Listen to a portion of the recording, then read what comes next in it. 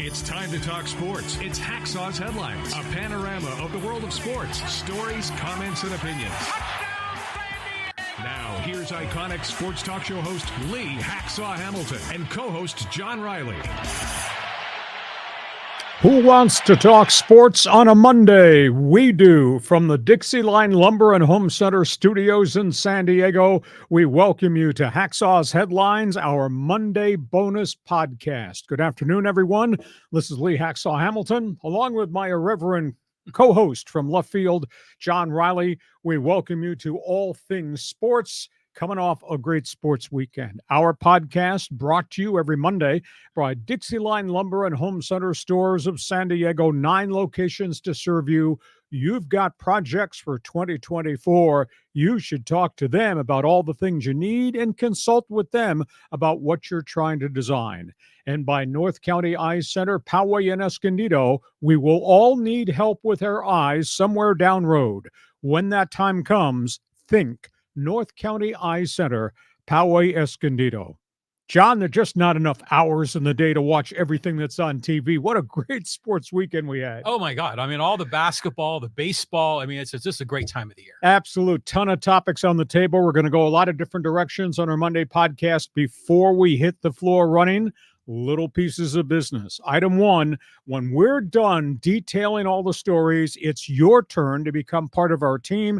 It's called Fans Forum. John, explain how this works for the people joining us on our live stream. Okay, so you got a comment or question for Lee? Maybe you want to give him some crap about the sweatshirt he's wearing. You know, it's up to you. So if you got a question or comment, drop it in the live chat on Facebook, X, or on YouTube. And a reminder, if you like sports, check my website. That's the address right there on the top of the screen, leehacksawhamilton.com. I write on it every day. There's a ton of information for you the next morning. And while you're there, there's a big orange box right on the homepage. We invite you to join us, become part of Hacksaw's Insiders Group. You will get emails, all types of information that we're sending in your direction and things we're thinking about rolling out in 2024. Just go to the website, leehacksawhamilton.com. John, where do you want to start? You pick the topics and we're off and running. Final Four, baby. I'm loving this NC State run. Isn't it great? Good headline. Who's in? Who's out? Have you ever seen this before? 17 upsets, John, in the first 3 rounds. 2 number 1 seeds have been sent home. North Carolina, which I never thought was truly a number 1, and in Houston got beset by injuries in their last game. They died on the floor. Did you ever think at this level of great teams, great players, John, you'd see UConn run off 30 straight points against Illinois? And then there's Zach Ertey, career best, 40 points in his last game for Purdue. He's fouling every big man out that is in the building. And there's some people that are red hot. I guess North Carolina State is for real. You know, in the ACC playoffs, they won 5 games in 5 nights, which is an astounding accomplishment. And they're in the Final Four, and as is Alabama. And Alabama lost a couple of really good players from last year's Final Four team. They replaced them. Bama is there too. So we got March Madness, men's play. Quick comment, who's in, who's out? Well, loving North Carolina State, isn't it? It's like Jim Valvano all over again, 41 years ago. That's terrific. UConn is the beast of the East. I mean, they just rolling. I felt bad after they killed the Aztecs, but then they rolled Illinois, and I'm thinking, well, this is just their year. What are the other 2 teams you said? It was Purdue. Yeah, Zach Edey is unbelievable. He's on a mission right now. If it turns out to be a UConn-Purdue final, that could be special. Exactly. And aside from the men's bracket, don't go away from the TV this afternoon and tonight. We got the ladies qualifying to try to get to their Final Four. USC, UConn, one marquee game. LSU, Iowa, you don't want to miss that rematch. Let's talk first of all about the Lady Tigers, Lady Hawkeyes. Let's talk about Angel Reese, Caitlin Clark. Clark averaging 31 points per game. LSU is not quite what they were a year ago because they've lost players along the way, but Reese is Reese, and we know what Caitlin Clark has done. You got bling versus the sportsmanship. You got the taunts versus the big-time shooter. That is must-see TV, just to see how Caitlin's going to do and what kind of defense they're going to run at her, and to see how LSU reacts. if Caitlin Clark is Caitlin Clark. The other game, Southern Cal UConn, upstart Trojans. What an amazing season against the iconic Lady Husky basketball program, 11-time NCAA champion. Juju Watkins, one of the best players in the country nobody knows about, averaging 27 per game for the Lady Trojans. And I'll say this about UConn. They lost 5 key players with all types of injuries this year. They got one star standing, Paige Buckers, 27 points a game, 8 rebounds a game, 4 assists a game, 3 steals a game, 2 block shots a game. How's that line? That's pretty impressive. And, of course, they're led by Gino Auriemma, the legendary coach. With all the maladies they had in Storrs, Connecticut, they went 32-5 on the season. Must-see TV tonight, ladies basketball. Yeah, what was the thing that Angel Reese and Caitlin Clark, they're putting their hand on the face? Yeah, see my ring. And see my ring. And the smack talking is fantastic. It makes women's sports so much more entertaining. And it's just wonderful to see, because in a lot of the other sports, the women are more well-behaved, and that's nice, but I like it when they kind of get, gritty out there on the court. That's been a tough week for the NCAA, aka the women's tournament. There's problems lots of places. The refs are being criticized because they're allowing way too much trash talk right now. Oh, no way. And some of the basketball people think that should not be allowed. If guys did it on the court, they'd be teeing them up. Why are they not teeing them up for what the women are doing? That's an item. Second item, this story just broke. Portland Regional this past weekend. Yeah. Hear about the 3-point stripes? I did. Unbelievable. Yeah. For the fans who don't know, when they laid out the court in Portland for that regional, they made a mistake when they put out the line for the 3-point women. 3-point women's line is 21 feet, 1 inch. It was 21-1 at that end of the court. At this end of the court, somehow, some way, it was 6 inches shorter. And they didn't discover it till the final day. And they went to the coaches and said, we can delay the game. It's going to take us time to reset the 3-point line at this end. Yeah. Coaches said, nah, it'll be even. Let's just go ahead and play the game. Yeah, that was the right choice. 6 inches, though. That's a lot. Apparently there was a vendor involved that makes all these courts. And isn't it interesting, too, how they switch the courts in and out so easily with all the art and all the logos and everything else? Yeah, you figure you're going to play each basket equal number of times. That was the right choice, but they got to have better quality control. And then there was the incident at the Utah Hotel in Coeur d'Alene, Idaho, the racial taunts involving the Lady Utes, which has really left a bad taste in a lot of people's mouths. And then today we find out that at halftime of a game yesterday, they removed a ref, not for bad calls, but as they did some investigative work on her resume, they found out she did not put into the resume that she did schoolwork at University of Tennessee, Chattanooga. And she was working a UTC Chattanooga game when she was removed at halftime of the game. Oh, wow. So that's kind of bizarre. So all kinds of things with women's basketball to talk about. And that being a topic on the table, go to the second topic on the table. Okay. We're going to talk a little bit about the LSU coach. Her name is Kim Mulkey. Unbelievable talent, tremendous track record, and a trail of controversy that covers decades upon decades. She's been at war with the Washington Post and the LA Times over controversial columns or articles they have written and just released the same day on Saturday involving Kim Mulkey. I'm going to give you some of the hot quotes. The Washington Post. Now, a columnist has a right to present the data and express an opinion about the data that he has uncovered. That's what made my talk shows so great. That's right. The Washington Post reporter in his summary, Kim Mulkey, no warmth, no nothing, just grudges. Her wins, she earns $3.2 million a year. She has left wreckage behind at both Louisiana Tech and Baylor. 37-year feud with her father over his infidelity, 37-year feud with her sister over broken relationships. Kim Mulkey refuses to forget grudges ever. Refused to make any statement nor support Brittany Griner when imprisoned in Russia. Brittany played for Mulkey at Baylor. Enraged, the Griner's personal lifestyle displayed her sexuality. Benched Angel Reese, saying what she does on social media is crap. Clashed with her own players at 3 different schools about sexuality, imploring her players lesbians to hide it.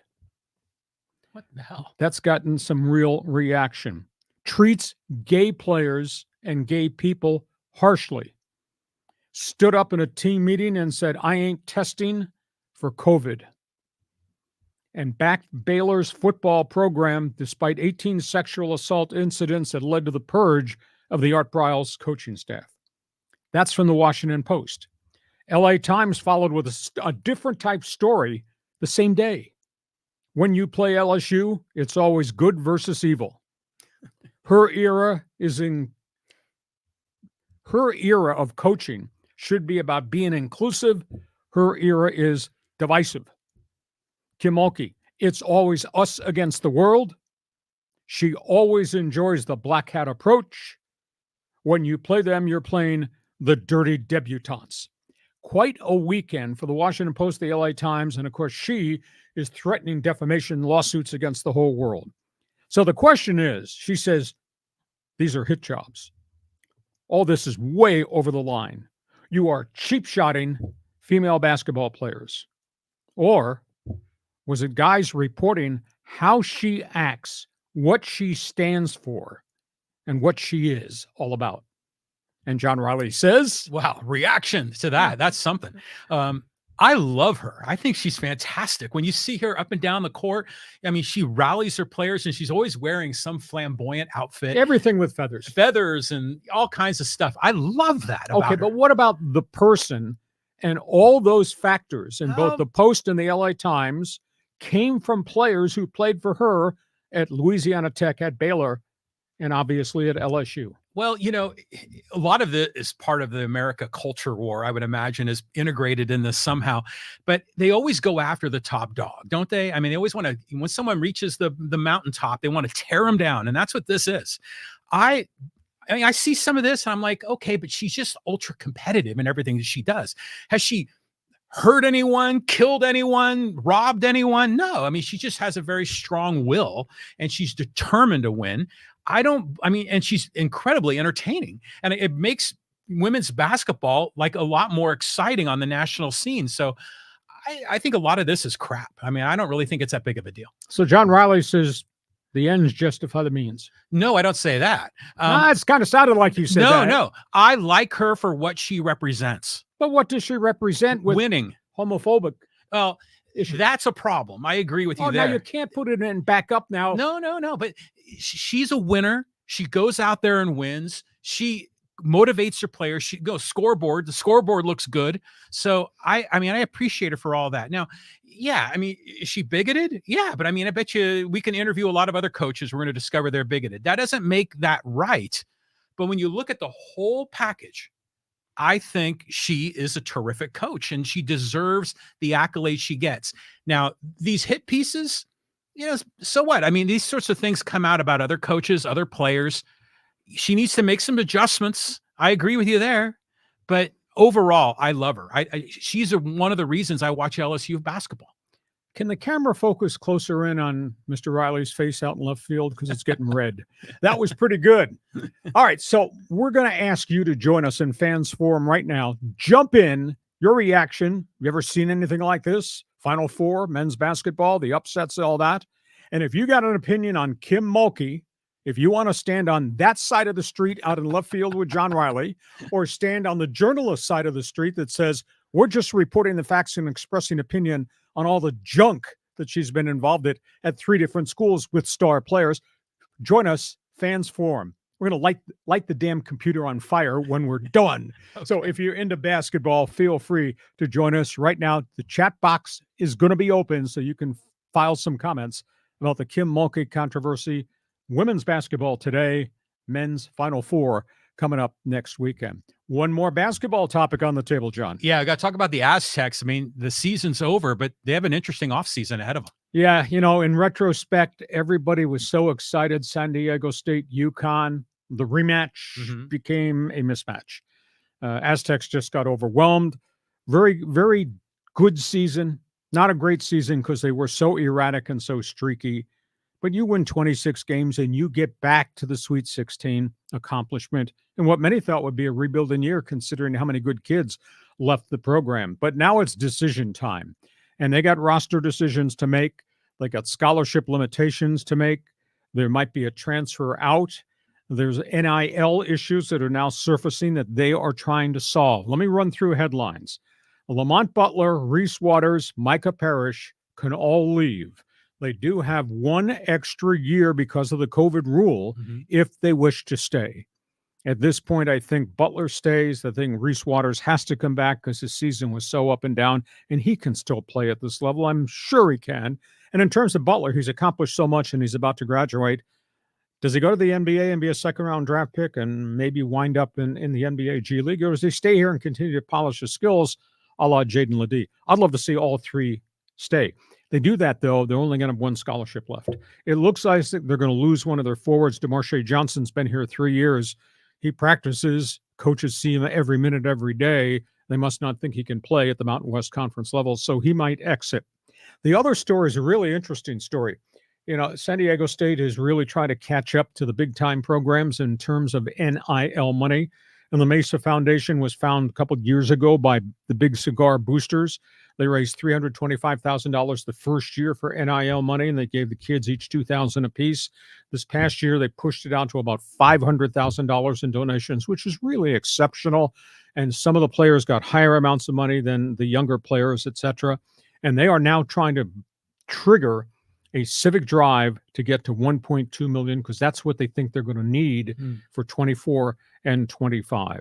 There's also a story out there that 8 super teams are proposing a huge preseason non-conference tournament in Las Vegas with the backing of hotels, corporate, etc., that would guarantee each school $1 million that would have to go into each school's NIL fund. Oh. And there would also be a split share of TV revenue from this big preseason Thanksgiving tournament, I guess you'd call it. And it involves a lot of marquee names. They haven't selected it yet. They haven't determined or announced what the site is, but it would be upper echelon programs, fill the arenas, get big TV money for this event, 3-day event, and all that money would then go into the team's NIL. So it's kind of a novel way to add money. At the end of the day, the thing that really impressed me about the Aztecs, tough loss to UConn, tough to see. Post-game press conference, the players did not talk about their disappointment, did not talk about how poorly they played, did not, with the exception of one odd compliment to UConn, they talked about relationships. They talked about their journey over what they've experienced the last 2 years. They talked about Dutcher the coach, Dutcher the leader, Dutcher the person. And they said, we have made friends with this core for the last 2 years, and we have a relationship going forward, that man, the rest of our lives. That was really cool. That was really different than most NCAA press conferences.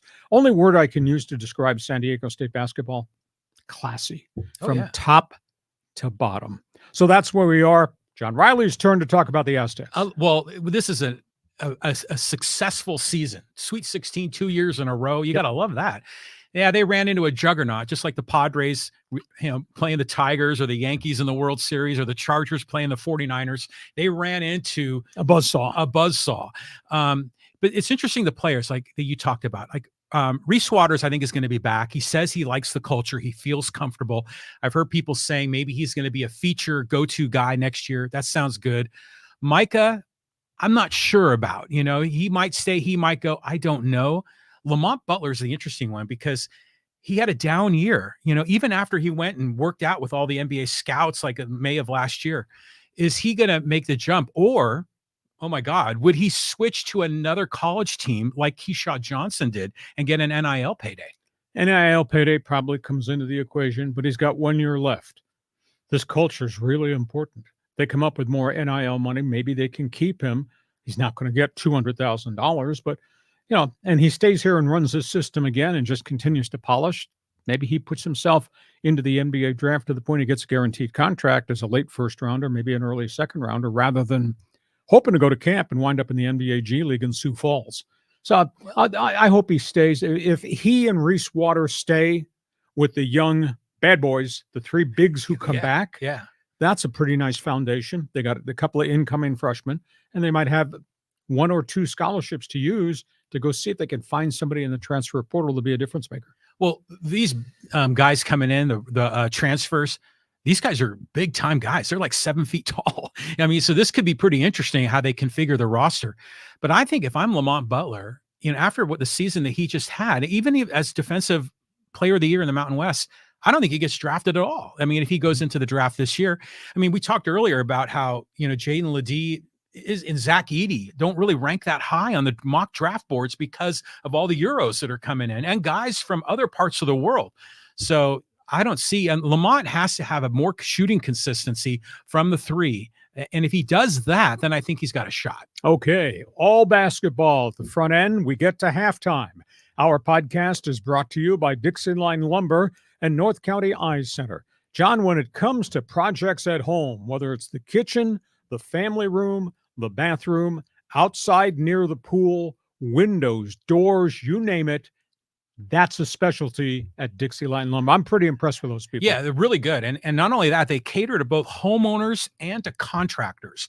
And I think that's really special because usually a lot of these places are one or the other. They can service both customer bases. These are the people we do business with. We recommend them to you. DIXILINE Lumber.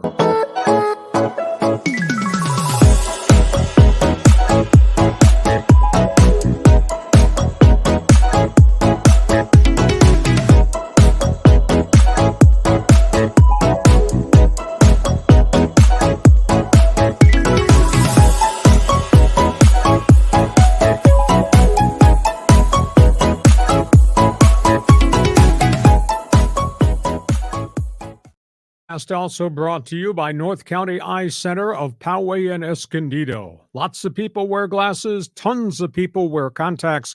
If you need vision test, check them out at North County Eye Center. But we're all going to need help somewhere down the line.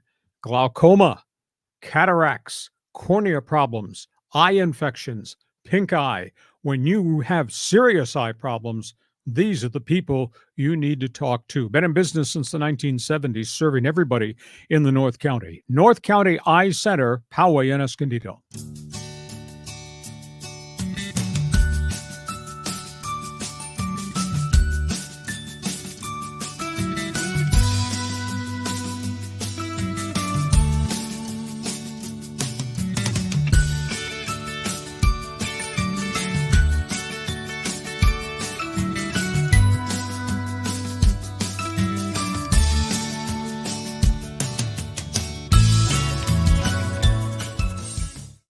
Before we go to the second half of our Monday bonus podcast, couple of business items. When we're done, it's your turn to take over this podcast. We call it Fans Forum. All of John Riley's friends from left field are going to be allowed to jump into the chat box and ask questions, make statements, etc. We have given you a ton of information about March Madness, NCAA women's programs, Kim Mulkey, and Aztec basketball. There's got to be an opinion, a question, a statement you want to make. John, how do they do it to get into Fans Forum? Oh, my God. You should see the number of people in here. All our Winnipeg friends rolled in, too. And they're all smack talking, including Kenny's water bottle. So if you got any questions or comments for Lee about all the sports topics we've been discussing, type it in the live chat on Facebook, YouTube, or on X, and we'll get you involved in Fans Forum. And we want you to subscribe to everything we do, because then you'll get all the notifications when we put stuff up on our YouTube channel, and we do it on a day-by-day basis. And check my website, leehacksawhamilton.com. I write on it every day. Subscribe to that, then you'll get the notification when I put that stuff up. It's there every morning. I guarantee you, you won't miss anything if you read what I write on my website. With apologies in advance, it's bleeping brilliant. John, let's go. Second half, okay. Monday bonus podcast. All right. I guess we're going to talk here a little bit about, Scott Boras and Major League Baseball. Well, John and I have gone back and forth about the free agents that didn't get signed right till the end. And some of it had to do with the fact that these guys were stars and got qualifying offers, which meant there was draft pick compensation. Some of it had to do with the agent asking for unbelievably long contracts for Blake Snell, Jordan Montgomery, Cody Bellinger. Some of it had to do with the average salary that teams just did not want to be the highest paid player in Major League Baseball, coupled with a long-term contract. Well, Boras kind of melted down over the weekend with the start of the baseball season. and he was questioned, and he defended the deals that he got for Blake Snell, Jordan Montgomery, Cody Bellinger, the three big names on the free agent market. He prefaced everything by ripping the 10 teams that cut payroll this year, despite the fact that everybody's making a lot of money in Major League Baseball. And he challenged Tony Clark and the Players Association. You represent these players. You should not be allowing these owners, 10 of them out of the 30, to cut payroll the way they did. And then he opened up about what happened to Snell, Montgomery, and Cody Bellinger, and why the two pitchers were out there still on the open market the week the season was opening. He said teams refused to go to the longer deals they wanted for his top three clients because they were not willing to pay a big amount of money and a multi-year deal to a guy who had one good season. He was making reference to Blake Snell, who had the Cy Young Award season with stats that we might never, ever see again, but never got the kind of contract, 7 years, $210 million, that Boras wanted. He said teams were leery of guys. They were holding these guys accountable for what these guys did in 2021 and 2022. And they were not going to reward them just based on 2023. You know, here you had a Cy Young Award winner who wound up, in essence, signing a one-year contract with an option out with the Giants in Blake Snell. Here you had Jordan Montgomery, reinvented himself as a pitcher, front of the rotation, World Series ring, Texas Rangers. Prior to that, had scuffled. You know, Snell, in all honesty, Snell's ERAs in San Diego prior to the Cy Young season were 3.38, very erratic, and 4.20, really poor. And he looked like he was not the pitcher he used to be in Tampa Bay. Bellinger, prior to arriving in Wrigley Field and hitting over 326 home runs, he batted 196 and 201, and the Dodgers didn't even attempt to re-sign him. So Boras is saying, my guys had great seasons, and you're not willing to reward them because you're holding against them what happened to them prior. Well, if I'm a general manager, I'm not giving, and I like Blake Snell, I'm not giving Blake Snell 7 years, 30+ million to pitch 5 innings a game in his starts. Yeah. Common sense says you shouldn't do that. So I guess Boras, if Boras didn't get his way, Boras is trying to shape it differently and dumping it on the front porch of every major league owner who signed one of his clients. So it's kind of intriguing. His guys got good one-year paydays, but at the end of the day, they probably go back on the open market. And will they even get what they got in San Francisco? Snell, Matt Chapman, Chicago, Bellinger, Jordan Montgomery with his signing in Arizona. Will they get big paydays the next time if they don't have super seasons? It's fascinating. Your reaction to, well, first of all, we've argued about Boras's philosophy and the way to do business. Your reaction to Boras crying about this? Well, Boras is trying to reframe it, right? Because he didn't get the 7-year deals he thought he would. It's on them. Yeah, it's someone else's fault. It's not my fault. But, you know, this is just the natural dynamics of a marketplace, right? And the players are going to want to get as much as they want, as much as they can. And the owners are going to want to try to pay as little as they can. And they usually find a way to meet in the middle. And for these players, there were a lot of question marks, you know? And so, you know, it's no different than in our careers. Like if we have one good year, but a bunch of crappy years before that, and whatever we do in our profession, you know, the big raise is going to be a little skeptical, you know, as far as what you might get from your employer. So the marketplace, I understand the dynamics and how it worked. But I was surprised that it lingered so long. And I think teams like the Giants and Diamondbacks are just sitting there waiting, you know, holding their cards. And then once the market dipped enough, then they went in and struck. And I think they made good deals. Well, they made good deals for this year if they got the right guy. But remember, there's draft pick compensation. They lost international signing money. I know you're cheering Giant baseball right now because Snell's about to make a start next week. But if he opts out after 1 year, Farhan Zaidi gave up 2 high draft picks and $1 million in international signing money to rent Snell for 1 season. That plus paying him $31 million per this coming season.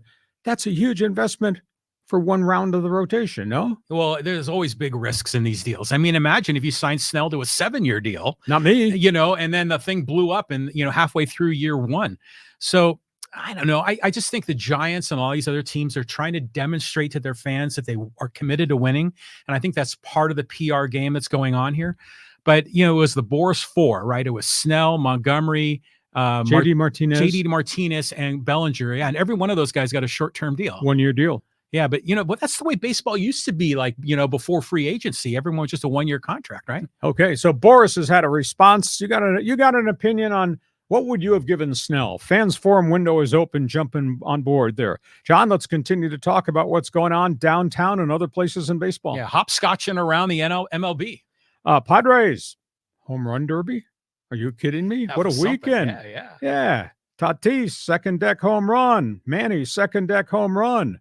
The kid, Merrill, bomb. Campusano into the building down the left field line. That was impressive, or was that bad San Francisco pitching? So we got that. Joe Musgrove, mystery right now. Not the same pitcher. Struggling to use the new slider he's tried to develop. It's been a real problem. Please, patience.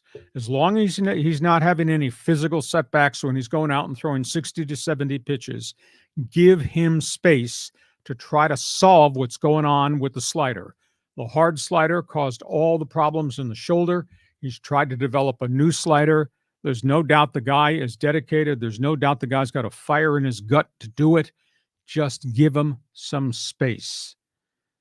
Oh, Dodgers, blue ball. Damn, everybody in that lineup is hitting. And how about Yash Yakamoto? He had, a couple of bad outings in spring. Got lit by the Padres in his 1 inning in Korea. They give him 8 days off. They work on his mechanics, and he pitches against the Cardinals. Strikeout, batter 1, batter 2, batter 3, clocked at 96. Wow. He winds up going 5 innings, no runs allowed. Nice. He said overnight the reason he settled down, he worked a little bit on his mechanics, his glove location, pitching out of the set. He took his time on the mound, did not feel rushed, did not lose his confidence, etc.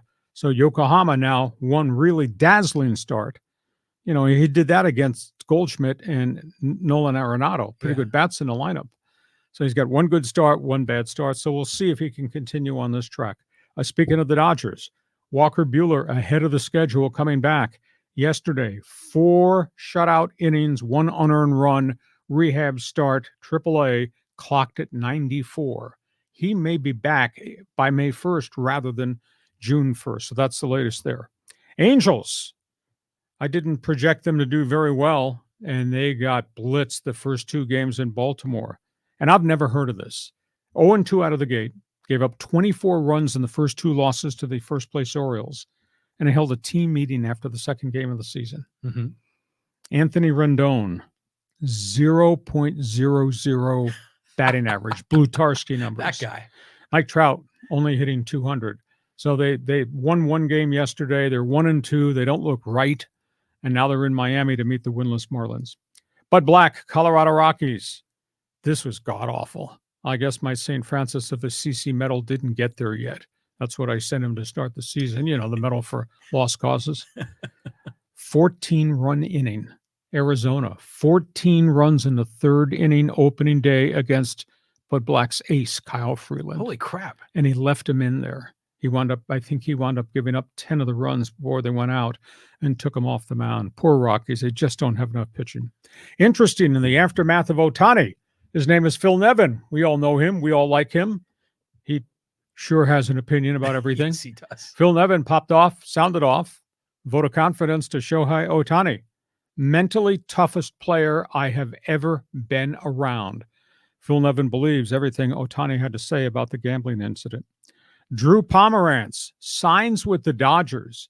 He's going to AAA to start and just build innings. Dodgers, is it a gamble? Nah, because they're paying him the veterans minimum.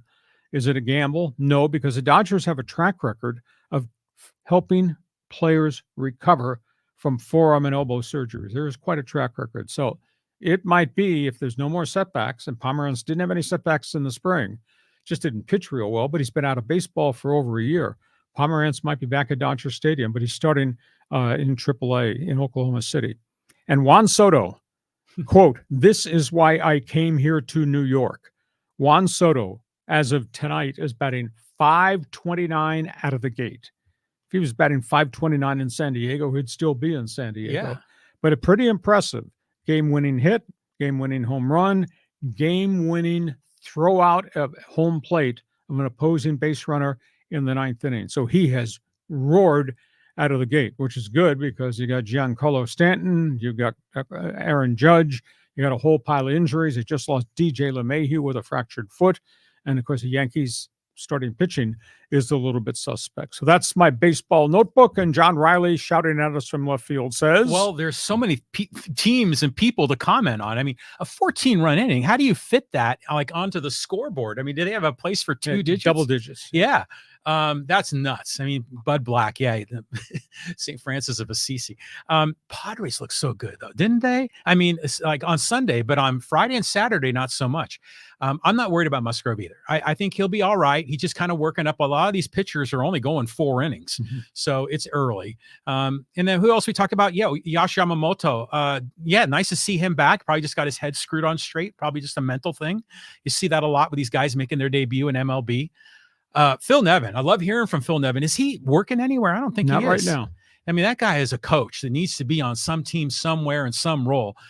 Good guy. I've met him a few times out at Poway High because his sons play baseball there. Really good guy. And by the way, his son, Tyler, just got picked up by the Oakland A's. Yeah, Baltimore DFA'd him. What a good place to go. You're talking about opportunity. They don't have much on the rosters. He gets a chance to play. That's all he needs. Yeah, exactly. So that was nice to see. And then Drew Pomeranz, I mean, that guy was like robbing money from Peter Seidler. We had him for a 4-year deal. I think it was $32 million, and he maybe pitched, I don't know, 10 or 12 games, and that was it. Yeah, just multiple forearm injuries. And he was a pretty good pitcher. He started his career with the Rockies. He moved around, went to the Red Sox, obviously with the Padres. It was pretty good before he broke down, but he broke down multiple times. Same situation, flexor tendon in the elbow. Okay, from baseball, final topic on the table before we go to Fans Forum. Go ahead. The high-speed sports wire. Got a lot of other sports to cover here, Lee. Yeah, let's talk auto racing. Any Formula One fans out there? I need an explanation why this is happening. Max Verstappen has dominated F1. He's won 18 of the last 19 races in Formula One. He runs for Team Red Bull. Team Red Bull, as great as they've been in terms of championships, is imploding. Very controversial owner, Christian Horner. He's been up for investigation about abuse of employees. Not a very popular guy in the paddock, but yet he's not been disciplined, has not been removed, still owns the team. He's going to lose his driver. Max Verstappen has decided not to sign an extension with Team Red Bull, who owns the sport right now, and that means mega money. He is going to open negotiations with Team Mercedes, which is a shocker because Mercedes now is not what Mercedes used to be 3 years ago, 5 years ago, decades ago. Verstappen, I think, is going to jump to Team Mercedes at the end of the season. And why is he going there? Because the second name on that board, Sir Lewis Hamilton, is exiting. He has signed a future deal to go to Ferrari. Lewis Hamilton had won 8-point championships. I think he's won 99 career races. He dominated the sport up until 2 years ago. Like Verstappen and Red Bull are dominating the sport right now. They can't get it dialed in. Mercedes has lost its way. It's absolutely stunning how uncompetitive they are. They can't figure out anything as it relates to car setup, tires, horsepower, downforce. I mean, he's running 9th and 10th on the grid starting races. And I think he's got a third place finish this year, a second place finish last year, and nothing the year before. And this is a guy who won 99 races. So Sir Lewis Hamilton is going to Ferrari and Verstappen, evidently. And it's a shocker that he would leave Red Bull because Mercedes can't figure it out, even to put Max Verstappen in the cockpit of that car. Does that mean it's going to go fast, it's going to handle and not brake? No, because Mercedes has not shown the ability to get it done.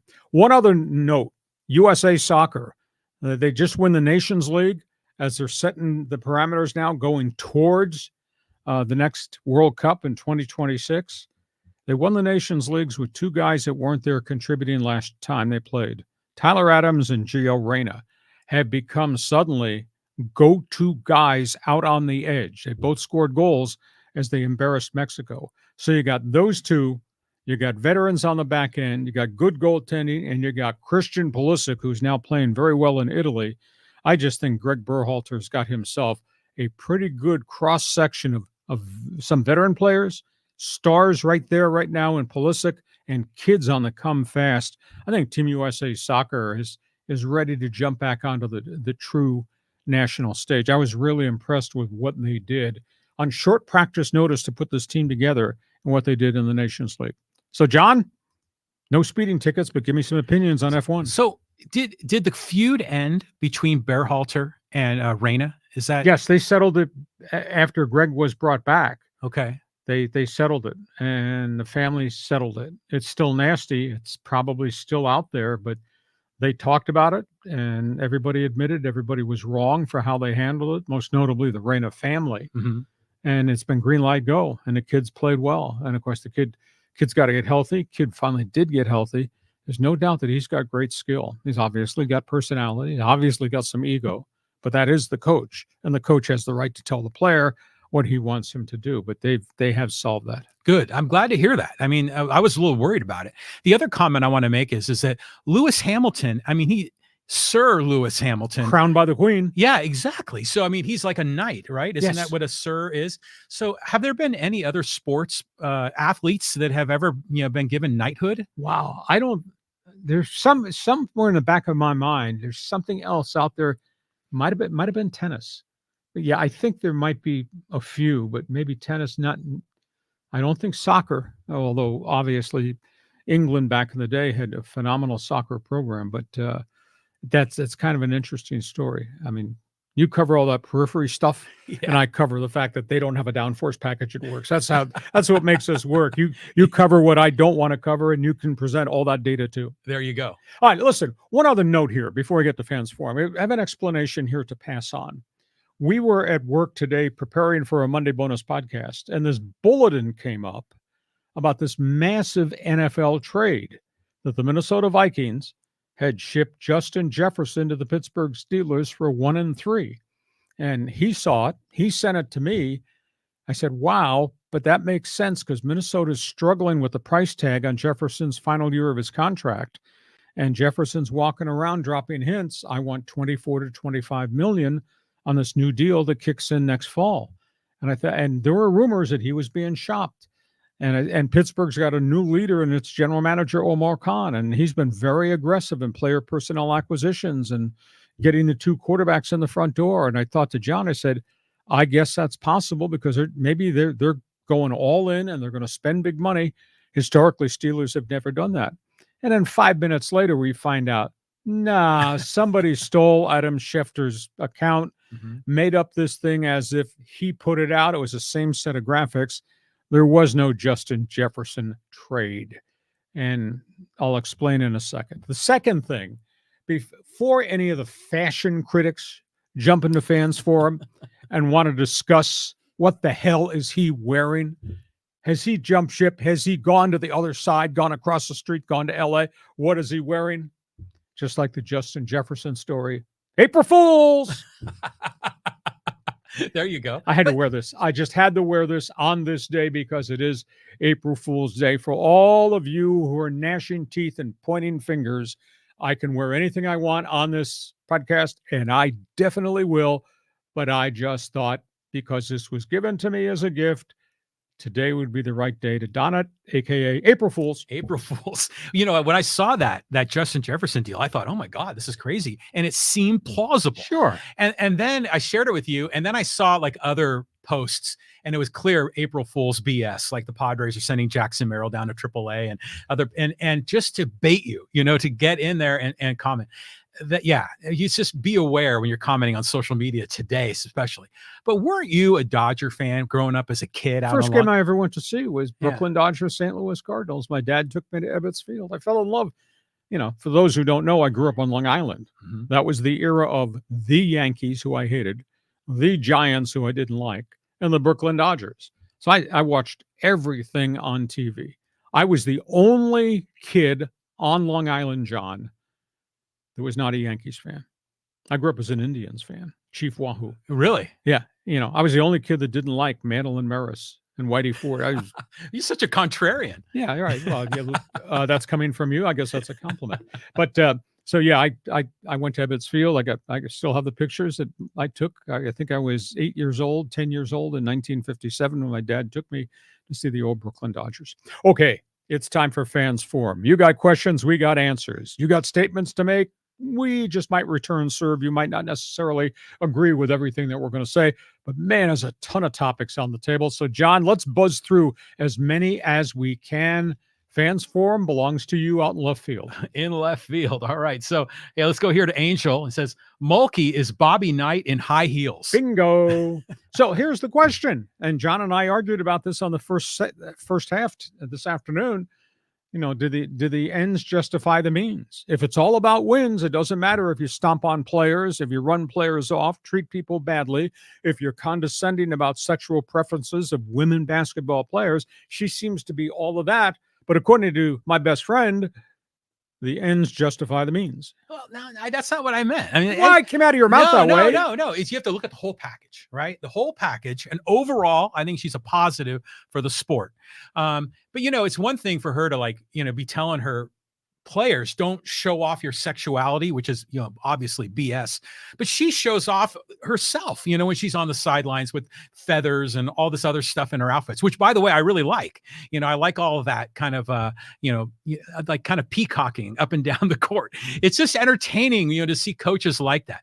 I mean, again, I think a lot of this goes back to culture, and the different cultures in America and how they see the world differently. That's part of it. But geez, I mean, LSU basketball is the real deal, and it's going to be a great game tonight. Oh, I can't believe it. But at the end of the day, it was not a smear campaign by the Washington Post. I don't even think it was a cheap shot from the LA Times columnist. They just reported all the junk that she's been through and how she wrecked a couple of programs and treated people a certain way to get where she is. Bobby Knight in high heels? Yeah, probably so. Next question. Okay, we got another comment about Mulkey. This is from Gregory, and he says, I love Kim, what she does on the court. She's a winner. She's winning tonight. That's okay. Everybody's entitled to their own opinion. Greg, Liverpool, you might be wrong. Would you send your daughter to play for her? That's a big question.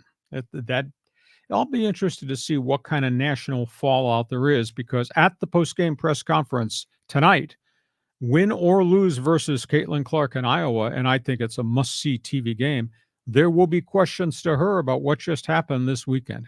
Go ahead. We want more Mulkey comments. People are piling in here. Kenny's water bottle. This stuff doesn't come out by accident.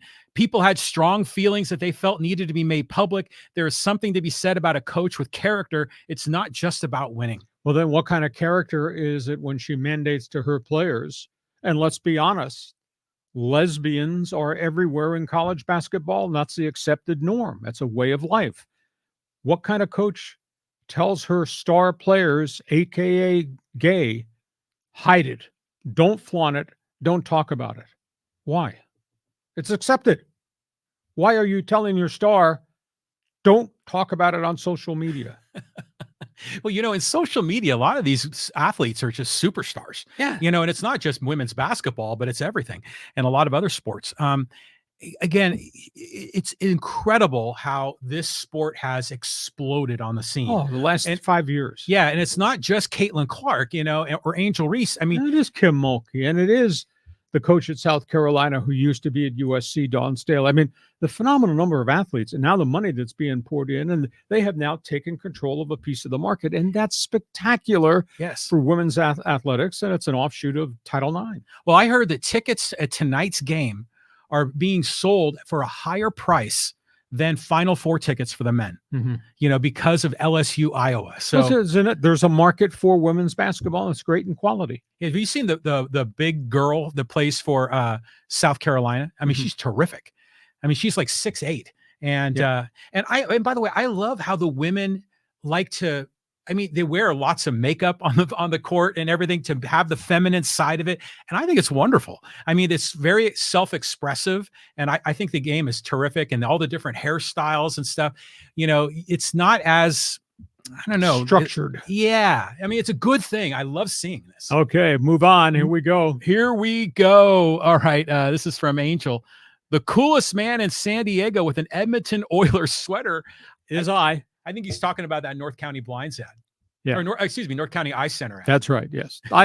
As I told John way back, I don't own a suit. Everything in my closet probably has somebody's logo on it. That's okay. But I just had to wear this today for April 1st because he almost had a heart attack when I came to the front door of the studio and I was wearing this. And whoa. Yeah. I mean, it's funny how much shit you get online because people are always trying to figure out who are you a fan of? Oh, you're a Dodger lover. You're a Dodger hater. And then you come rolling in with this sweatshirt and now people are really confused. Fashion critics, feel free to jump in here and debate us. Go ahead, John. Okay, let's go to Richard here. This is a fans forum comment. The ESPN broadcast on Sunday night is unwatchable.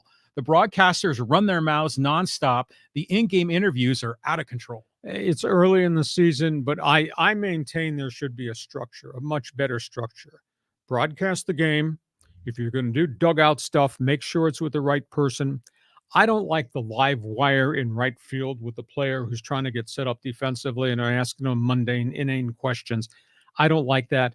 You can have some fun along the way, but the game should be front and center. And the stories, there's so many storylines in baseball you can talk about. Don't be talking about having breakfast at a pancake shop and the guy orders 26 flapjacks. I'm sorry. You're just taking this thing way off track. Now, old school, yeah. Experienced, yeah. But there's a time and place for fun stuff, but not in the center of the broadcast. Well, did you see the comments a couple of days ago that Kike Hernandez was the one being interviewed? Mm-hmm. And he's playing, I think, in the infield somewhere. And the pitch comm audio that he is receiving is coming through and leaking into the microphone on the ESPN broadcast. So you have the players being interviewed, distracted, trying to play their position. And then the thing is chirping in his ear saying, slider, and so then he's making his adjustment on the field. And when I first started bringing this out, I liked it at first, but it became clear that it was a distraction to the player to do their job. And then I went, they're probably going too far. But if you've got to do anybody, you got to do an outfielder if it has to be live. But I agree with you. I think in the dugout's the best spot. Okay, we move on. Moving on. Okay, here, let's go to Derek. For Hacksaw, who's going to win the Jets-Kings game tonight? And will it be the Jets of Kyle O'Connor doesn't get put on the first line? Well, the Jets hit a little bit of a lull about a week and a half ago, and the Kings have lost 2 in a row. Kings are playing better. I had totally forgotten. I looked at the standings, the divisional standings. The Kings are in the last wild card spot right now, which is kind of amazing considering they've had a good season. But the Kings right now got issues in goal, and that's a big problem. They do score goals. Not every line is scoring, but they've been, they do have the ability and firepower to make some things happen. Winnipeg has had a really good season, but I don't know if they've topped out or maybe they're exhausted right now. I would have to think, it's kind of desperation time with 10 games left in the season. I got to believe the Jets are going to hand the Kings their third loss, and the Kings are going to be limping home, but then they're going to get a pile of games here at home. The Kings have just dropped so suddenly throughout the season. They've been very erratic. They had a stretch of time early where they roared out of the gate. Yeah. And then they played really poorly, and everybody stopped scoring, but they've gotten it back in goal. But at the end of the day, playoffs, crunch time, you need goaltending, and I don't know that they've got enough goaltending to make this work. Playoffs. Let me ask you an odd question here. When you hear the team name Kings, do you think of the hockey team or the NBA team? Oh, no, LA Kings. Yeah. Because up until 24 months ago, the Sacramento Kings had such a shoddy reputation as an NBA operation. Mm-hmm. Now, they've gotten better with a really good coach, the ex-Laker coach Mike Brown, and they've drafted very well, and they've kind of kept their players, but they're a disaster all along. Now, the Kings are the Miracle on Manchester, and the Kings are Gretzky, and the Kings are Rogie Vachon and Marcel Dion, and the Kings are this collective group that even won a Stanley Cup or two. All right, let's move on here. We got some more people here. I'm trying to get everybody in. I try not to get the same guy in twice. Let's go to Craig. He says, Soto, excellent. Judged silent so far. Decent pitching by the Yankees, which is a key. Baltimore is scary. Well, I picked Baltimore to win the division again, and they're a very different team. Baltimore's got good bats. You look at the lineup, those are all homegrown products. And then Baltimore had a lot of young pitching. Some of it was good. One of them got hurt. Then another got hurt. Now, they hope to have John Means back maybe within a month. And he's missed a year and a half. And he was the ace of the staff through a no-hitter before he went down with elbow surgery. But getting Corbin Burns from Milwaukee and then adding Craig Kimbrell, that makes a world of difference in terms of veteran leadership, surrounded by a lot of really good young people. Mike Elias came from the Houston Astros. You know, they went 45-17 a couple of years ago, and Elias went in there and they drafted. And virtually all those kids led by Adley Rutschman, they're up there. And they got one more really good kid that surprisingly they sent down to AAA, and he's going to be back up here before long. So Baltimore's a team to beat. Soto out of the gate. I wish Soto had done that in San Diego when he's being paid volumes of money. And we'll see if he can continue to do it. Yankees could be good, but the big issue with the Yankees is pitching. No Garrett Cole. I don't know if I can trust Carlos Rondon because he's had so many physical problems since he left the White Sox. Cortez, the third starter, pretty good pitcher when healthy, but he had arm problems last year. The Yankees, to me, are really wafer thin in the pitching department. Now, maybe Clark Schmidt, who I thought the Padres should have gotten, maybe Clark Schmidt is going to make this next jump and is going to become a big foundation member to the Yankee rotation. Do you see how Soto got that hit off of Josh Hader? Yeah. Yeah. So kind of weird for Padre fans. But do you get the sense that Soto is playing harder? I mean, he's pushing himself more now that he's in New York. He's better because he is in New York. But maybe that's where he wants to land eventually with the Yankees or the Mets, because that's when he's going to get the most money. Well, you know, this is a guy who the back end of last season hitting the 290s with power. Before that, he was hitting 226. Yeah, exactly. And the year he came here, that half season after the Washington Nationals trade, he hit about 230. It was terrible. It was awful. And yeah. he's playing left field like there were landmines out there. But do you think he went through the motions on purpose? I mean, do you think there's any sort of, conspiracy here?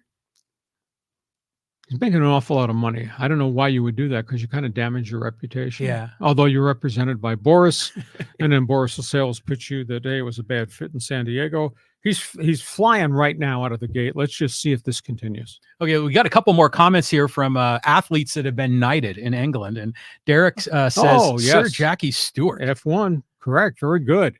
Yeah, and then here's another one from Callan. He says, Soccer. Sir Alex Ferguson, who managed in soccer. Yeah, Manchester United, legendary. Yeah. Good call. That is good call. Yeah, those of you who came from Sussex, congratulations. And then, I think someone said cricket, but Derek says here, Sir David Beckham.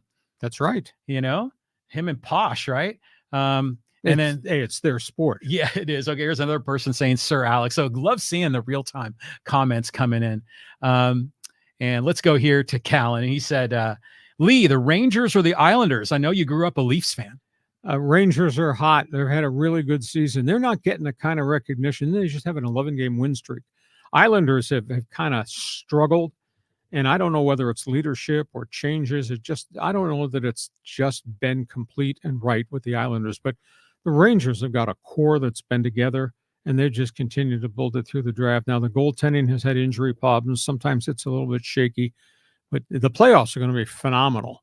You know, and the shocking surprise team in the league to me is Vancouver. Vancouver's got, I think, 46 wins, and they are right at the top fighting for home ice advantage for the entire playoffs. And you got, obviously, the Rangers and the Boston Bruins. Tampa Bay is what Tampa Bay has always been, pretty doggone tough. And then you got the Edmonton Oilers, who has all that firepower and all those great players, has yet to get to a Stanley Cup final with Connor McDavid, but they got a lot of depth talent. And then you got Austin Matthews, who's got 60 goals, surrounded by other goal scorers in Toronto. And the Maple Leafs have not won the Stanley Cup since 1967, the original 6. Think about that. My gut feel, though, Toronto does not have goaltending that is Stanley Cup winning caliber. And that's going to be a big issue there.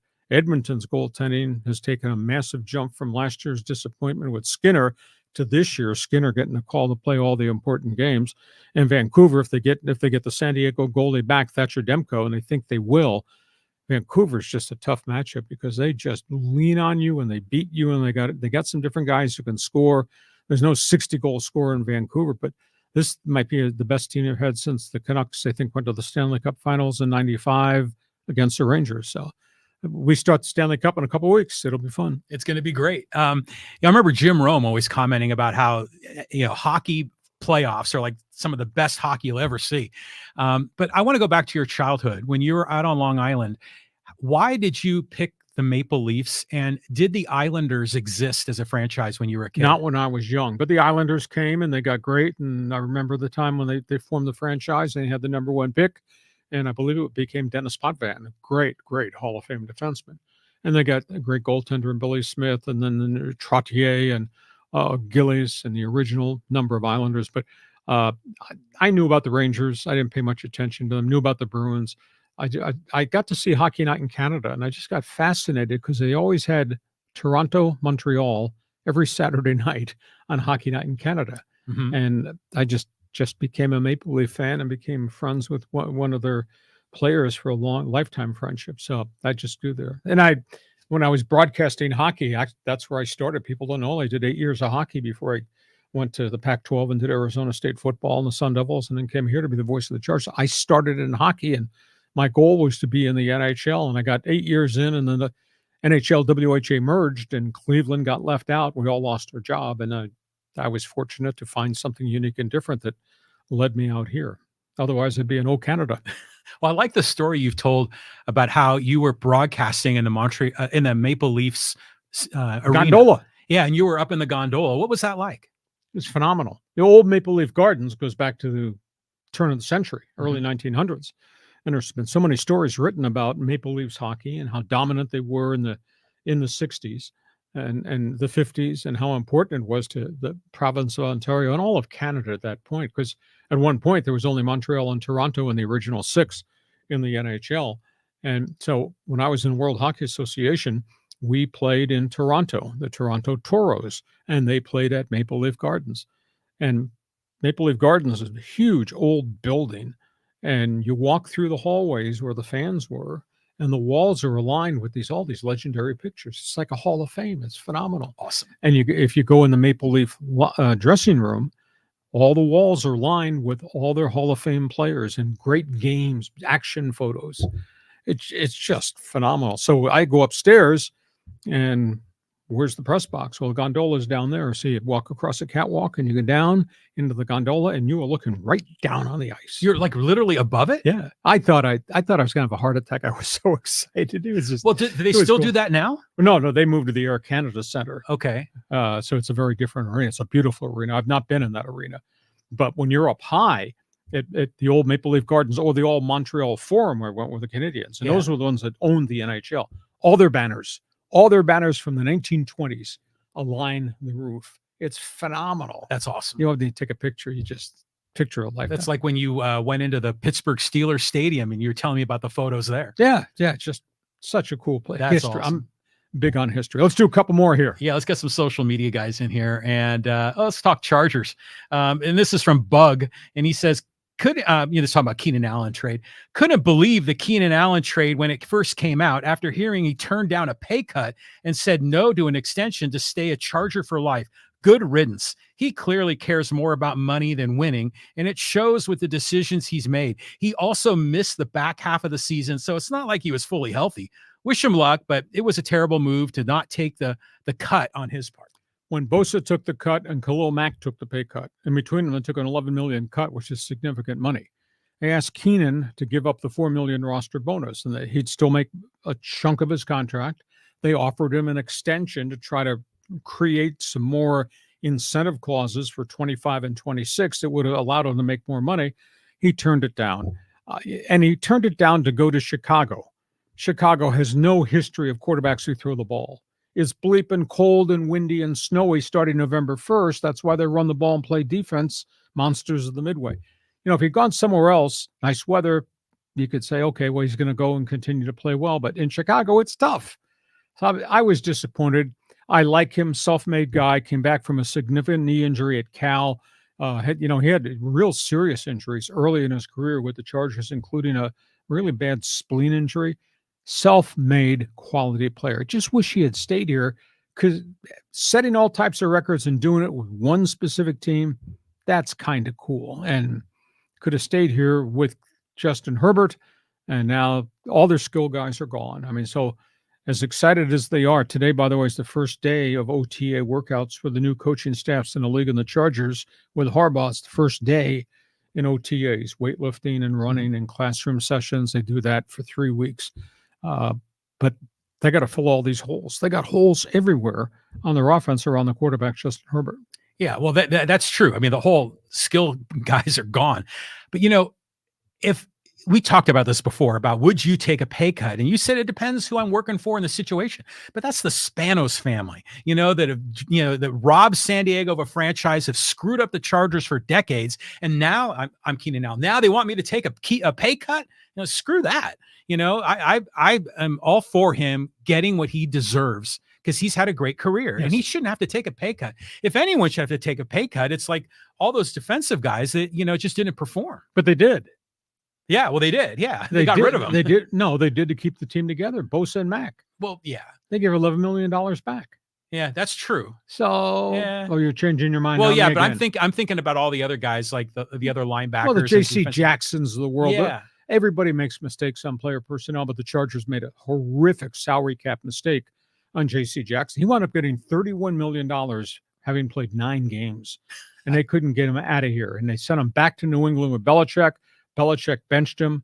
New England just released him, so he's out of the NFL. But it's a unique set of circumstances. You're making a lot of money. I think Keenan Allen's number this year might be $18 million, and he went to them and said, "I want $24 million next year." And they said, "No, we can't pay $24 million. We got all these cap problems." So I'm not going to condemn the guy. I just wish you have the unique chance your whole life wearing the lightning bolt.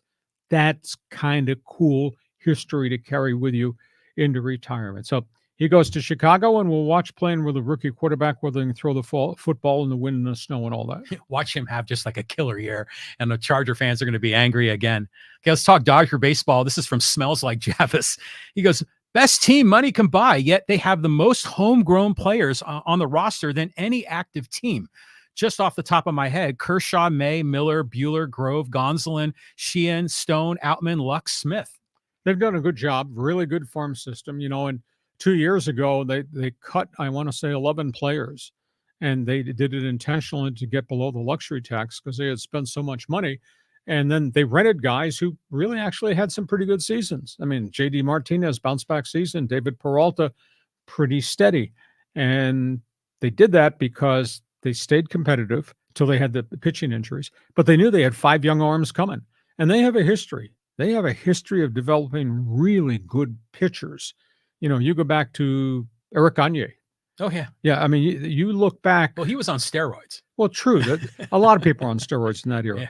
But at the end of the day, they have developed a lot of really good young pitchers, and they got more in the pipeline. Speaking of unique situations, there is no storyline attached at all to Julio Urias, whether he's ever going to come back to baseball. Yeah, and that guy was a Cy Young guy 2 years ago. It was 20-4, I think. Mm-hmm. He's out of baseball. Nobody's talking about him at all. And I don't know that he's been taken off the commissioner's exempt list yet, but he's never been charged with anything. Wow. That's really weird. It is weird. I mean, because he was so talented. But again, I think this is the marketplace dynamics, right? These teams, they know if they sign him, it could be pretty risky for a season ticket base. But I thought it was amazing what Smells Like Java said. That's a long list of really quality homegrown talent. And you go farther back. You go back and just Google Dodger rosters from 5 years ago, 10 years ago. Unbelievable ability to develop arms and pitchers. Oh, yeah. Yeah. And they find him too, like Fernando Valenzuela. Yeah. And Ryan Pepio, who they traded. And they traded him. But I'm going back to Bob Welch and, Don Sutton. And Steve Howe. Exactly. Yeah. That's the Dodger way. Tommy John. Okay. Here, let's talk some NFL draft. This is from Mr. Snoopy. He says, what are you talking about? Jaden Daniels is going to go second to Washington, and then the Raiders are not going to trade up.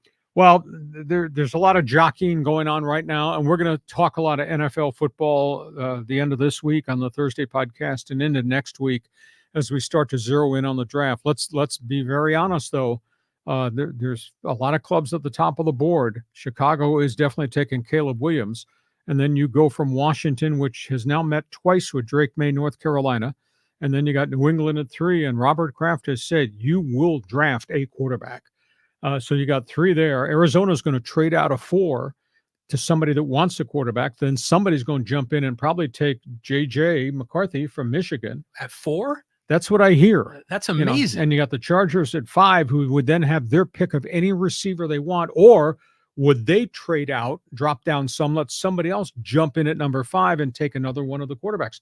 I was told Michael Penix's pro day at Washington, he lit it up and he ran a 4.5 40, which nobody had really thought was possible. The one unique name that I'm not hearing from anybody is Bo Nix.